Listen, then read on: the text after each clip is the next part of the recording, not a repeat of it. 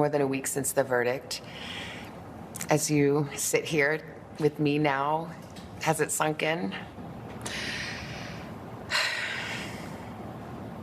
How could it? It's surreal and difficult. In part, yes. This has been a long time coming. Do you stand by your testimony and your accusations against Johnny Depp about abuse? Of course. To my dying day, will stand by every word of my testimony. I think vast majority of this trial was played out on social media. I think that this trial is an example of that gone haywire, gone amok, and the jury is not immune to that. You think the jury saw it?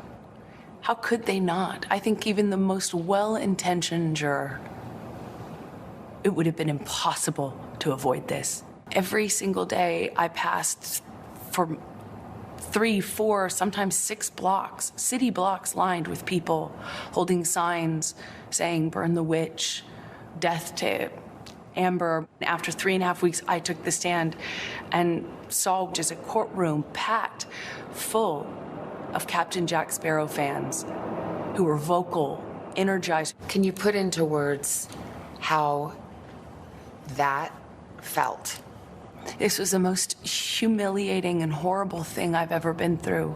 I have never felt more removed from my own humanity. I felt less than human. Let's go back to the day of the verdict. Were you feeling confident?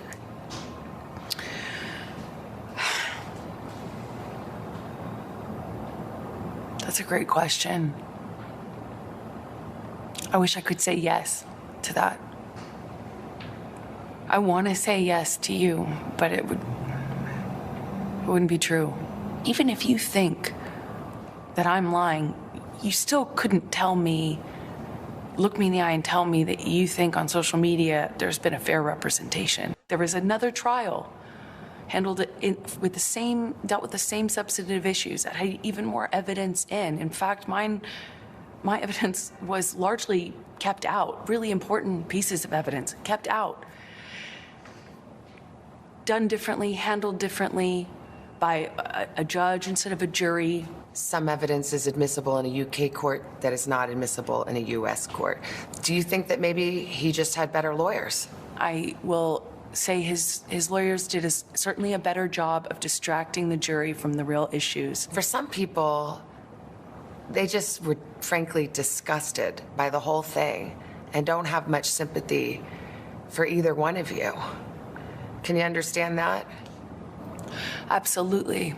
I would not blame the average person for looking at this and how it's been covered and not think that it is Hollywood brats at their worst. But what people don't understand is it's actually so much bigger than that.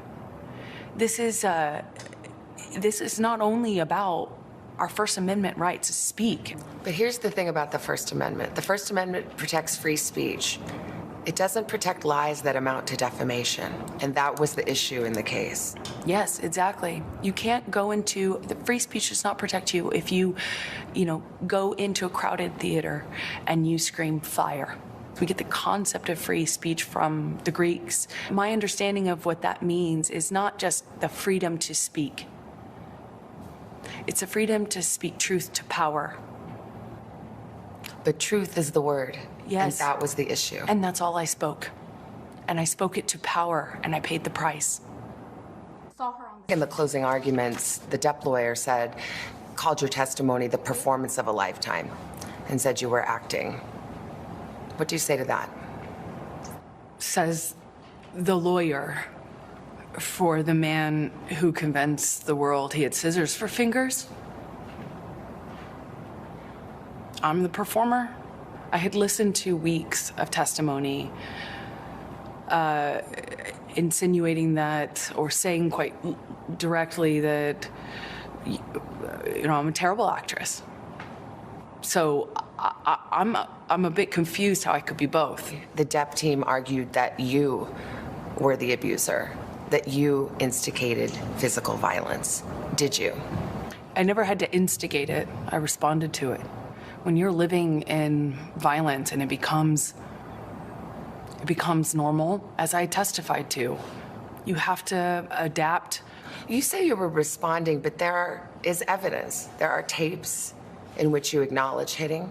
There are tapes in which you say, I started the fight. I know much has been made of these audio tapes. They were first leaked online after being edited. What you would hear in those clips are not evidence of what was happening. It was evidence of a negotiation of how to talk about that with your abuser. But I am looking at a transcript that says, he says, you start physical fights, and you say, I did start a physical fight. I can't promise you I won't get physical again. I mean, this is in black and white. I understand context. But you're testifying and you're just telling me today, I never started a physical fight, and here you are on tape saying you did.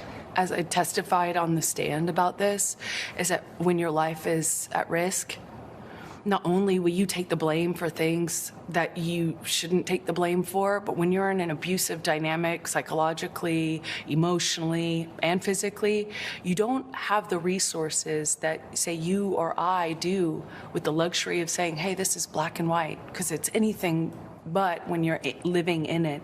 But then there are other times, there's another tape where you're taunting him and saying, oh, tell the world, Johnny Depp, I, a man, am a victim of domestic violence. 20-second clips or the transcripts of them are not representative of even the 2 hours or the 3 hours that those clips are excerpt from. Could your side have just put the whole 3 hours in then? I'm not a lawyer. As I testified to, I was talking in those recordings as a person in extreme amount of emotional, psychological, and physical distress. He says he never hit you. He can't. Never. Is that a lie? Yes, it is. What about the witnesses who said they have seen you instigate physical violence? I've seen firsthand how people will file rank person they depend on. Did they all come in and lie in court? I am not here to call any of his witnesses any names. I'm here to just kind of talk about it from what it felt like for me as the person who sat there. When I asked his lawyers, why do you think you won? And the answer I got was, because she never took responsibility for anything she did in the marriage. I did do and say horrible, regrettable things throughout my relationship. I behaved in horrible, almost unrecognizable to myself ways. I have so much regret. I freely and openly and voluntarily talked about what I did. I talked about the horrible language. I talked about being pushed to the extent where I didn't even know the difference between, right and wrong. I will always continue to feel like I was a part of this, like I was the other half of this relationship, because I was. And it was ugly and could be very beautiful. It was very, very toxic. And we were awful to each other. I made a lot of mistakes. A lot of mistakes. But I've always told the truth.